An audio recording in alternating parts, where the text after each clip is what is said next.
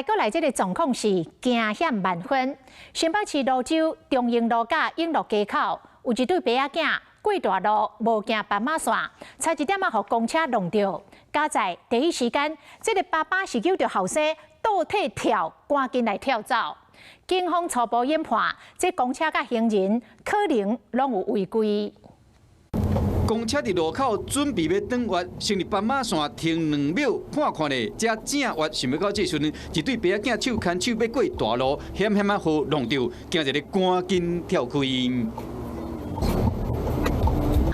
这对爸仔囝惊一条，这个画面拢互后壁乡亲看到，事后就赶紧行过车路。这个代志发生伫新北的蘆洲中英路甲永乐街口，这个所在经过公车正多。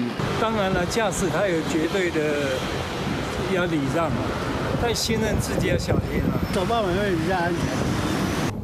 车是暗时7点外，有一台公车，就算已经先冻点，才搁行，抑过刚好这个视线的死角撞到，起步时无看到过路人。虽然警方无接到报案，抑过依照这个画面，双方敢若拢有违规。一行人穿越道路，系属行人违规。另一道路交通安全规则103条规定，车辆行经行人穿越道遇有行人通过时，无论有无号志指示，均应暂停让行人通过。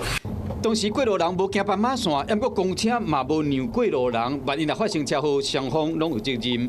台北市公车处为了避免转弯来时出车祸，驾驶拢都要遵照标准的作业流程。转弯进前先减速停车，用手做指查，确定无人甲车，并且念口诀，才会当个驶行，就是要降低交通事故。 Hello， 我是林仙怡。想要抢先掌握最及时的新闻资讯吗？赶快订阅、按赞、开启小铃铛，锁定华视新闻 YouTube 频道。